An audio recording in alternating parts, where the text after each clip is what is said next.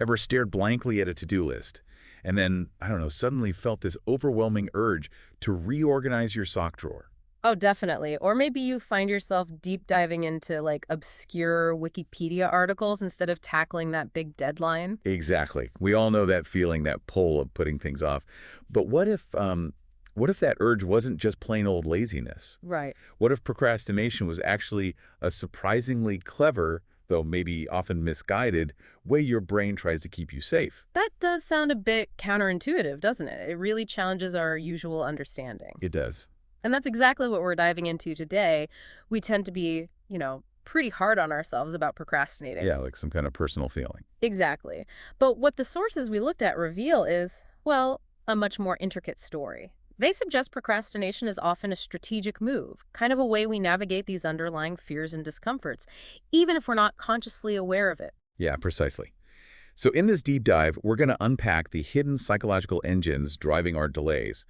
We're looking way beyond just, being lazy. hmm We'll explore the fascinating variety of faces procrastination can wear, and some of them, surprisingly, have absolutely nothing to do with fear. Which is really interesting in itself. Totally. And Mm. crucially, we're going to equip you with some genuinely useful hands-on strategies. Mm. Things like setting up commitment devices hmm and mastering the remarkably effective 2-minute rule to help you steer your own actions. Right. Practical tools. Our goal today is really to give you a quick but thorough understanding of why you might be procrastinating and, maybe more importantly, how to start taking the reins, Mm. hopefully sparking some of those satisfying aha moments along the way. Sounds good. Where should we start? Okay, let's unpack this. Let's Okay. start with that core idea, procrastination as self-protection. Okay.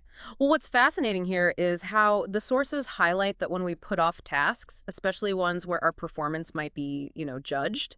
Right, like a big presentation or something. Exactly. Delaying can create this kind of built-in excuse. As one source put it, it lets us think, oh, if only I'd had more time, I could have done better. Ah, Yeah. okay. So the delay itself becomes like a shield for how we see ourselves. Precisely. It protects our self-perception.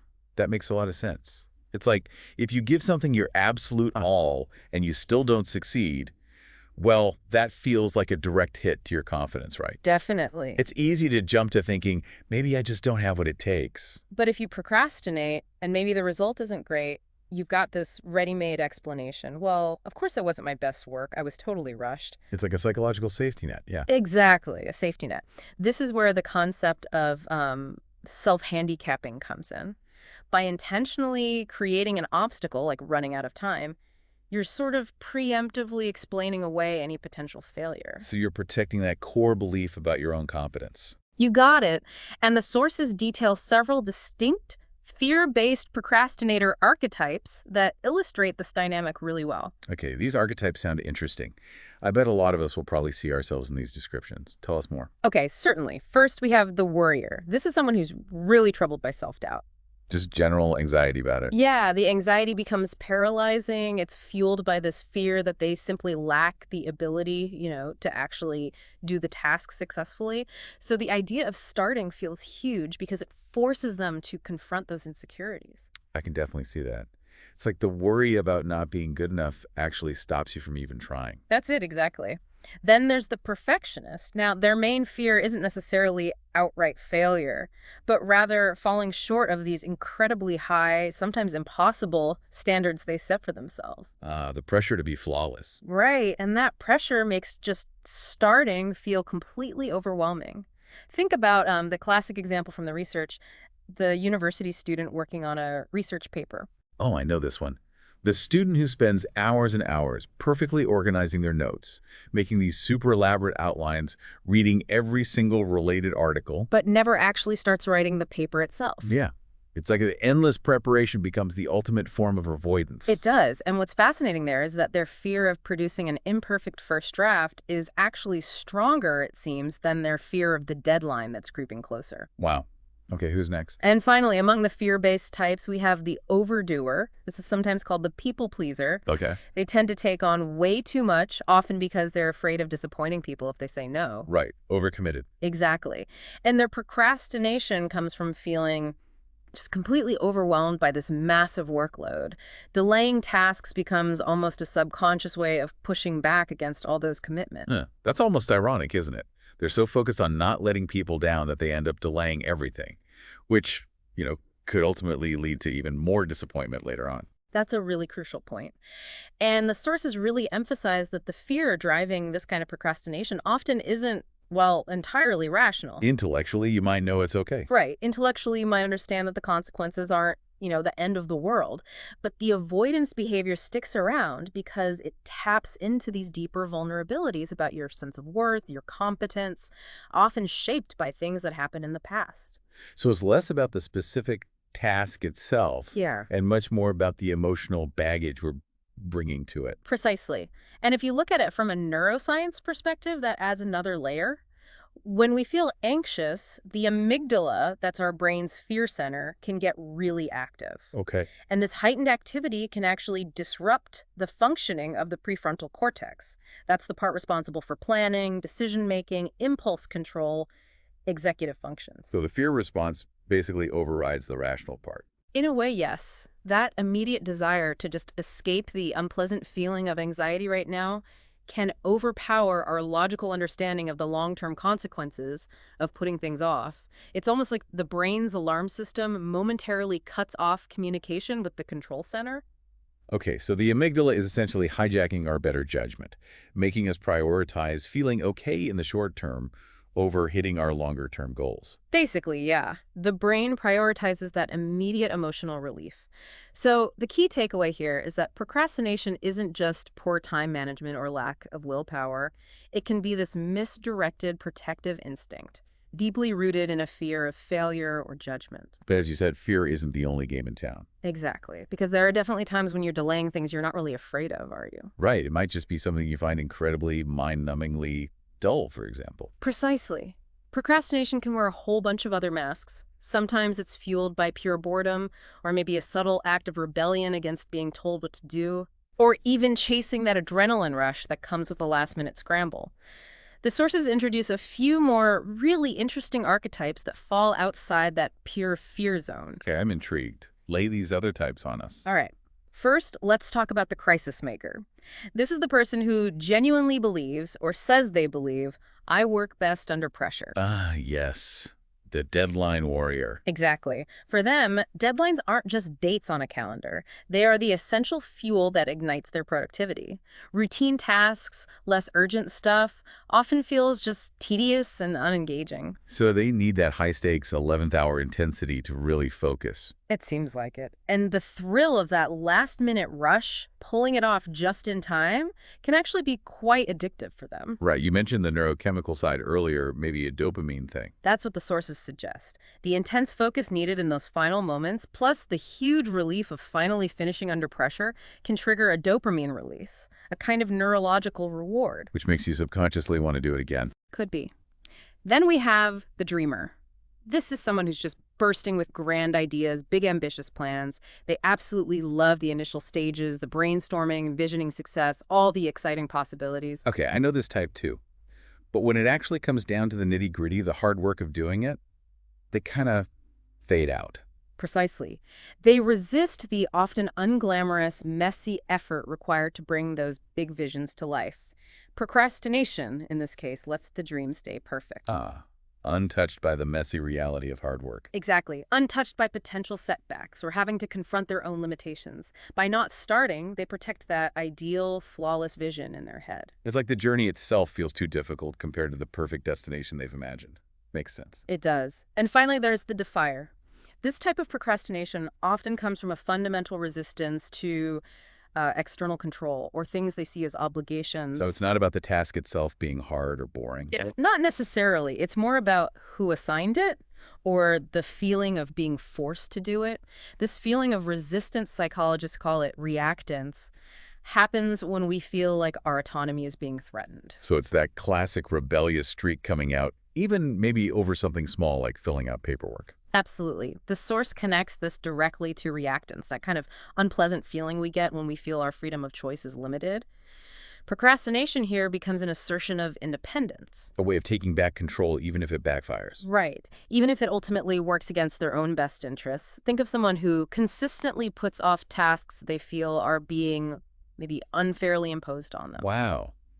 Okay, so whether it's fear, boredom, chasing adrenaline, or resisting control, procrastination really does have all these different facets. But it sounds like the end result, the emotional impact, is often pretty similar regardless of the cause. It often is, yeah.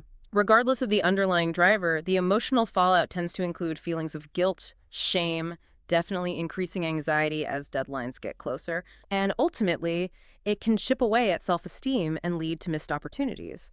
And even these non-fear types often have some element of self-protection going on, maybe protecting against boredom or the discomfort of facing reality or feeling micromanaged. So what's really insightful here is figuring out your own dominant style, or maybe combination of styles. Yes, that's key. Yeah. Because once you have a better handle on why you're putting things off, you can start developing strategies that actually tackle the root cause instead of just, putting a Band-Aid on the symptom. Okay, that makes sense.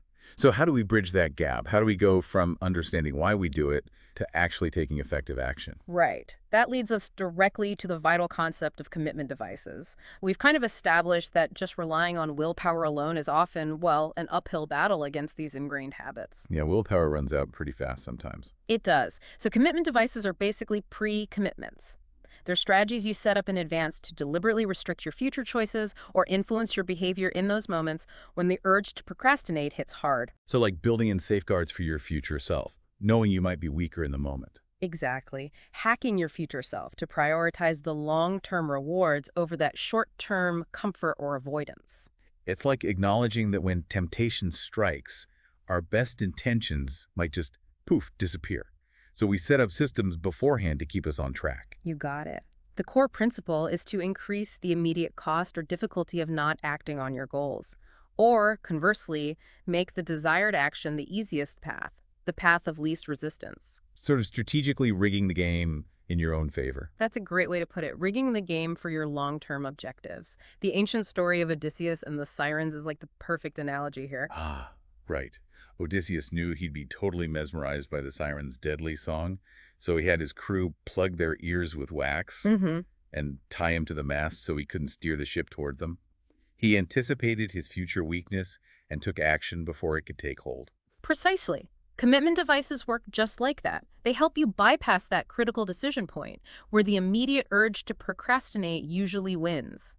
By setting up the constraint or the support beforehand, you either remove the tempting alternative or you make the good choice significantly easier. Okay, so how do these actually look in the real world? What are some concrete examples people can use? Well, they often involve making deliberate changes to your environment or maybe leveraging social accountability. For instance, if you're trying to manage unhealthy eating, Yeah. instead of buying, say, a giant bag of chips, you might commit to only buying single-serving packages. That little bit of extra effort needed to open another pack increases the friction. It's that tiny bit of friction that can make all the difference sometimes. Stops you from mindlessly eating the whole bag. Absolutely. Or think about digital distractions, a huge one for many people. Deleting those time-sucking apps from your phone or using website blockers during your work hours, those are classic commitment devices. You're making it much harder for your future self to just easily give in to those digital temptations. Like building a digital fence around your focus time. I like that. Yeah. And you can do it physically too, hiding the TV remote, putting away the gaming console. It just increases the activation energy needed to start those less productive things. Okay, makes sense. What about other areas, like money? Good question. For financial goals, setting up automatic transfers, say, from your checking to your savings or investment account right after payday automates the behavior you want. It removes the need to make that decision repeatedly where you might waver. So it's all about making the good choice, the default, the easy path, and making the tempting procrastination-inducing choice require more actual effort. You've got it. And then there's the really powerful tool of social accountability. Like telling friends what you're doing. Yeah, or joining groups with shared goals, getting a workout buddy, even using online platforms where you publicly commit to something. Some even have financial penalties if you don't Right. follow through. Ooh, putting money on the line. Exactly. The fear of letting others down or the tangible cost of not meeting your commitment can be a really strong motivator for some people. That makes total sense. That external expectation can provide the extra push we sometimes need. And there's another really clever strategy related to this called temptation bundling. Temptation bundling. Okay, what's that? This involves linking an activity you want to do something enjoyable with an activity you should do, maybe something you tend to avoid. The rule is you only allow yourself the want activity while you're doing the should activity. Oh, okay. Like you only let yourself listen to your favorite trashy podcast while you're, I don't know, doing the dishes or folding laundry. Exactly. Or maybe watching your favorite Netflix show only while you're on the exercise bike. Hmm. It adds an immediate reward to a task you might normally put off. Ah, I see. So while commitment devices often work by making procrastination harder, Right. Increasing the cost of not acting. temptation bundling works by making the action itself more appealing right now. Precisely. It increases the immediate benefit of taking action. They're really complementary strategies. The key, just like with commitment devices, is to experiment. Find the pairings that actually work for you, that align with your specific triggers and what you genuinely enjoy. So it's definitely not a one-size-fits-all thing. You really have to know yourself and tailor these strategies. Okay, but what about when the task itself just feels huge, so overwhelming you don't even know where to start? Yeah, that's a massive barrier. Even with commitment devices set up, that initial hurdle of just getting started can feel like climbing a mountain. This often comes down to what psychologists call activation energy. Activation energy, like the initial push needed to get something moving. Exactly, like trying to push a really heavy boulder that's just sitting there. That first nudge takes the most effort. And when a task feels enormous, or maybe just really unpleasant, our brains naturally resist even starting. So what helps with that? That's where the 2-minute rule, which James Clear talks about a lot, is incredibly useful. The core idea is simple. Scale down the very first action of a new habit or a task you've been avoiding so that it takes less than 2 minutes to complete. Less than 2 minutes. That almost sounds too easy. And that's exactly why it works. The initial goal isn't to finish the whole thing in 2 minutes. It's just to master the art of showing up and taking that tiny first step. Okay. By making that starting action incredibly small, almost trivially easy, you basically sidestep that feeling of being overwhelmed. You lower the activation energy right down. Okay, give us some practical examples. How would you apply this? Sure. So if you want to start meditating, the 2-minute rule version might just be sit down and meditate for 1 minute. Just 1 minute. Yeah. If you've been putting off cleaning the kitchen, it could be put one dirty dish in the dishwasher. If you need to start writing that big report, it could be as simple as open the document and write the title. Okay. Or for reading more, maybe just read 1 page. Exactly. The focus is entirely on making that very first action feel effortless, non-threatening. And what often happens, kind of magically, is that once you've taken that tiny step, you've overcome the inertia. You often feel more inclined to just keep going. That makes so much sense. And It's like you're tricking your brain into getting the ball rolling, lowering the barrier to entry. You got it. And then for those larger, more complex projects, you can combine this with the strategy of task breakdown. Right, breaking big things into smaller chunks. Yeah, instead of staring at the entire mountain you have to climb, you deliberately break it down into much smaller, more manageable units. There's a great example from the novelist Anthony Trollope. Oh yeah, what did he do? He had this incredibly consistent writing habit. His method was basically setting a timer for a short period, like maybe 15 or 25 minutes, and requiring himself to write a specific number of words within just that short interval. So instead of stressing about writing a whole chapter, he just focused on hitting his word count for the next 15 minutes. Exactly. By breaking the big goal, write a novel down into these tiny, immediate tasks, write 250 words, now you get these small wins. You get that positive reinforcement. Which builds confidence and makes the whole thing feel less daunting. Absolutely. It turns those abstract, scary goals into concrete, actionable steps you can actually tackle right now. So the 2-minute rule is fantastic for just starting, overcoming that initial resistance, and then task breakdown is invaluable for keeping the momentum going on bigger things. Okay, wow. So bringing this all together, it really sounds like procrastination isn't some kind of fixed character flaw we're stuck with. It's more like a pattern, right? A pattern of behavior that we can actually redesign. Absolutely. That's the empowering message here. By getting a deeper understanding of the why behind your own procrastination, is it fear, boredom, rebellion, needing a rush?